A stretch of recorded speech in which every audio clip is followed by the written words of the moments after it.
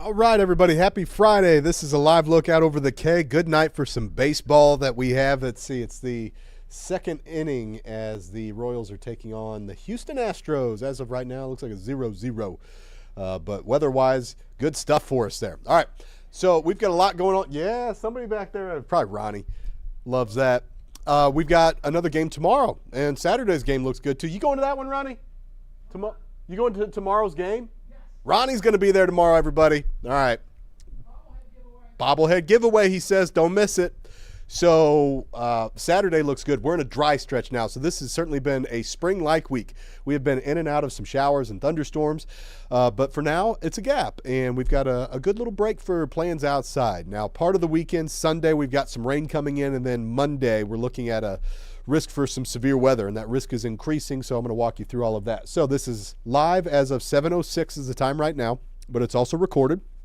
So if you see it on your Facebook, stream, YouTube, whatever, just know that you can scrub through the video if it's a little bit later on and past that time. Now, I've got the comments and questions in front of me, so I'll refer back to those toward the end.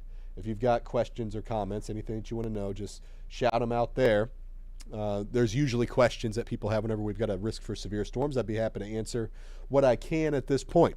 But for now, let's just jump into what this setup looks like. So I'm going to start here with Monday. This is the severe setup. This is big picture.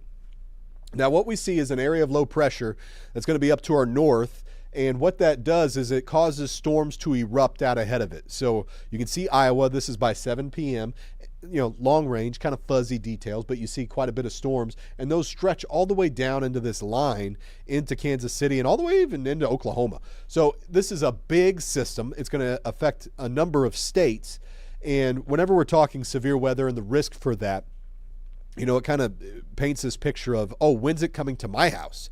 It may not come to your house. It may be just, in the general area is what we're looking. So what we have right now is big picture stuff. Do we have the ingredients? Kind of like a cake. If you want to bake a cake, you got to have everything in place before you start. And what we see now is the ingredients are there. So late day storms look to erupt. This is going to be kind of a late day, afternoon, into the evening and night kind of event. Something else that we have, one of the ingredients, is strong winds at about 18,000 feet. In fact, about a mile above the ground, they're already going to be quite strong. And what this does is it enhances the storms. It kind of is like fanning the flames if you've got a fire. The other thing is it puts a spin in the atmosphere. So these strong upper level winds are going from a different direction than the winds at the ground. And that causes this kind of helical type feature to develop in the atmosphere and could cause storms to rotate. It's what we call wind shear. So that's going to help with wind shear. It's going to help storms want to spin is the bottom line. And then finally, the energy. How much fuel are we going to have for storms? And there's going to be plenty of fuel. So the more fuel that you have, the more energy that you have, the stronger the storms can become. You can see that big stripe of energy that's going to be up in our area. So you, at this point, meteorologists, we just look at all these things. We say, okay, there's a risk for severe weather in this big broad zone. What will end up happening is when the day comes, there will be spots where storms, like, a storm is not the size of a state. It's a real small area. They will fire up within that zone. And some of us will get strong storms, and some of us will get severe weather, and some of us won't. And those details of where it is most likely to see severe weather, where they're going to focus, and how likely are each of the impacts of hail, high winds, and tornadoes, all of those are yet to be fine-tuned. So that's the basic kind of setup for now.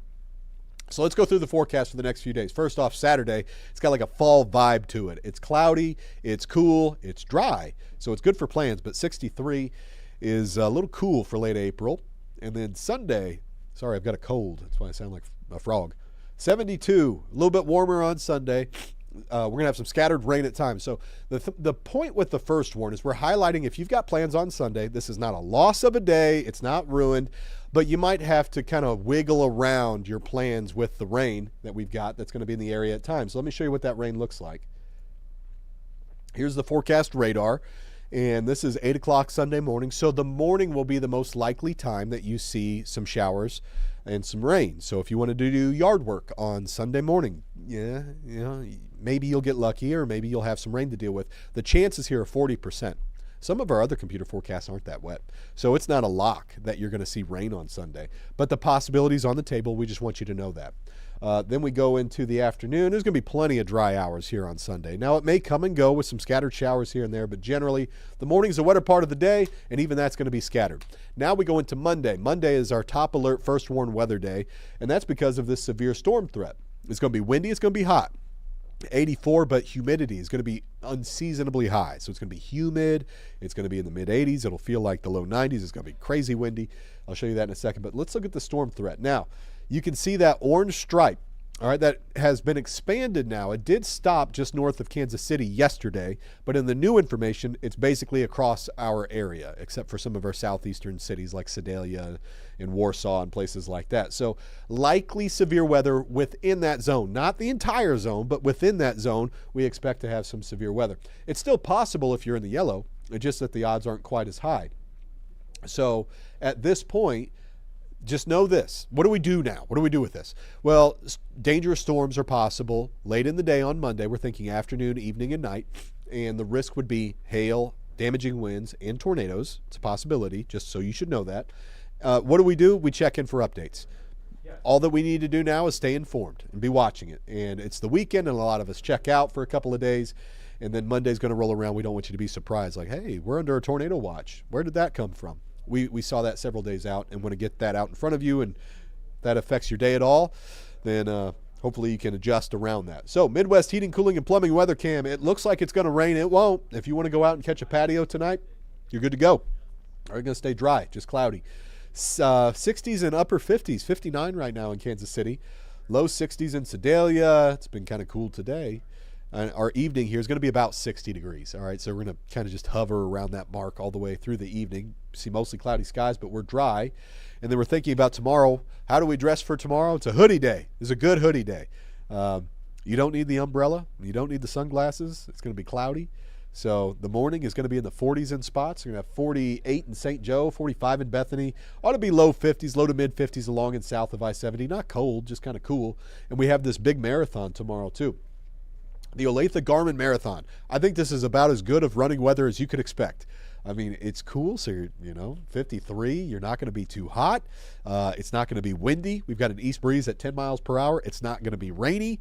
And then in the afternoon, we warm up a little bit, only 10 degrees from the morning low into the afternoon high of 63. So 63 is about 5 degrees below normal for this time of year, and it's pretty consistent. Most of us are going to be about 63, maybe a touch warmer just to our east.